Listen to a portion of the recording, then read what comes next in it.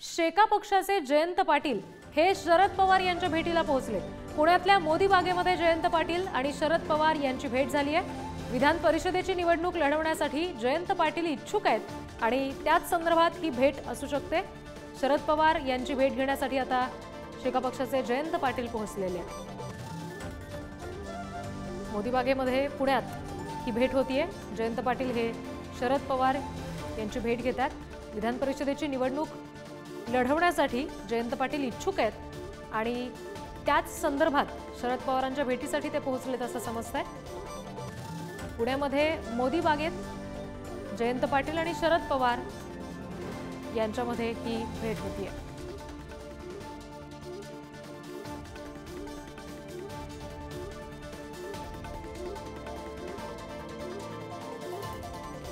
शेतकरी कामगार पक्षाचे जयंत पाटील हे विधान परिषदेची निवडणूक लढवण्यासाठी इच्छुक आहेत आणि त्यामुळे त्यांनी शरद पवार यांची पुण्यामध्ये भेट घेतली आहे। पुण्यात मोदी बागेत जयंत पाटील आणि शरद पवार यांची ही भेट होती आहे।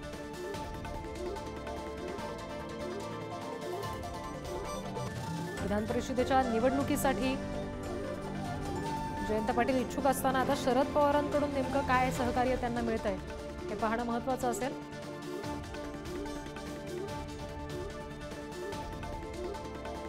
निवडणुकी समजतात की आमचे जे प्रागतिक पक्षाचे जे सहकारी आहेत त्यांच्याबरोबर बैठक घ्यावी अशी मागणी मी पवारसाहेबांकडे केली आणि विशेषतः मी स्वतः विधान परिषदेला आज उभा आहे त्या निवडणुकीबाबत मी त्यांच्याबरोबर चर्चा केली। साहेब, तुम्हाला शिवसेना पाठिंबा देत नाहीये, त्यात पवार साहेबांनी शिष्टाई करावी असं काही तुम्ही म्हटलात का? नाही, शिवसेनेचा हा प्रश्नच नका विचारू। मी जो उमेदवार ते इंडिया आघाडीचा आहे आणि इंडिया आघाडीने सुरुवातीचे 2 उमेदवार जे जाहीर केलेले आहेत त्याच्यामध्ये काँग्रेसला जागा दिलेली आहे। काँग्रेसचं नाव आज दिल्लीवरून येईल किंवा उद्या सकाळी येईल आणि माझं नाव डिक्लेअर केलेलं आहे। तिसरा उमेदवार उभा करायचा की नाही करायचा याच्यावर चर्चा चाललेली आहे आणि त्याबाबत बेरीज कशी करायची याच्यावरच होईल। या संपूर्ण महाराष्ट्रामध्ये जे आज इंडिया आघाडीचं वातावरण झालं आहे त्या वातावरणामध्ये कुठेही अपयश येऊ नये ही भूमिका इंडिया आघाडीच्या सर्व आमच्या सहकार्यांची आहे आणि त्या दृष्टिकोनातून आमचे प्रयत्न चालू आहे। काही गट शिवसेनेचे नाराज विरोधात प्रतिक्रिया येत आहे तुमच्या, त्याच्यामुळे प्रश्न विचारला। शिवसेना अधिकृतरित्या काही बोलायला तयार नाही, तुम्ही लोकसभेमध्ये त्यांच्या उमेदवाराचं काम केलं नाही अशी तक्रार त्यांच्या पक्षांतर्गत चर्चेमध्ये समोर आली आहे। नाही, त्यांच्या उमेदवारांनाच विचारा, जी मतं मिळाली ती शेका पक्षाचीच मतं आहेत आणि वागेरेंना पण आम्ही खाली लीड दिला कबूल केल्याप्रमाणे आणि त्या पद्धतीचा लीड घेऊनच आम्ही वरती आलेत।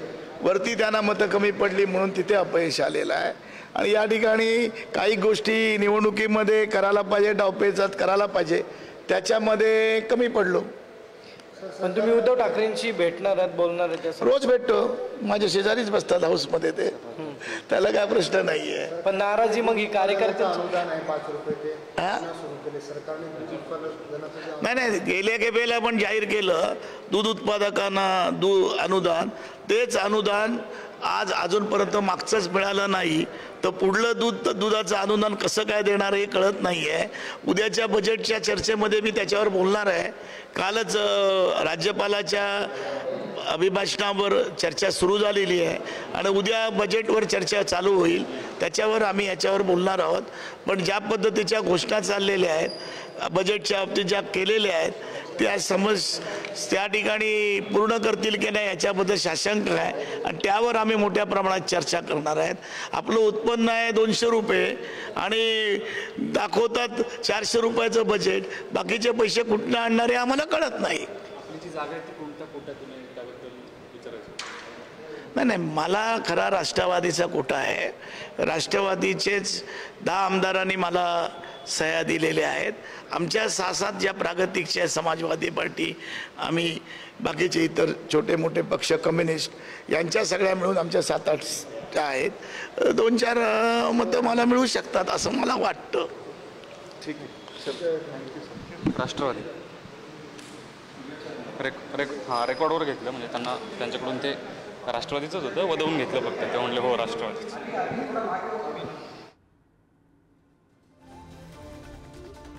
राष्ट्रवादीच्या कोट्यातून शेकापच्या जयंत पाटील यांना विधान परिषदेची उमेदवारी मिळण्याची शक्यता आहे. शरद पवार यांची भेट घेतल्यानंतर शेतकरी कामगार पक्षाचे नेते जयंत पाटील हे पत्रकारांशी बोलत होते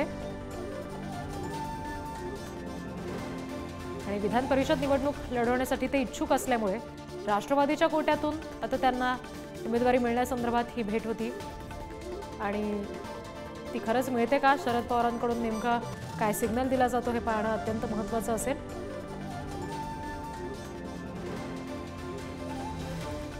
त्या पाठिंब्याकडे महाविकास आघाडी म्हणून बघा असं जयंत पाटील यांनी सांगितलेलं आहे.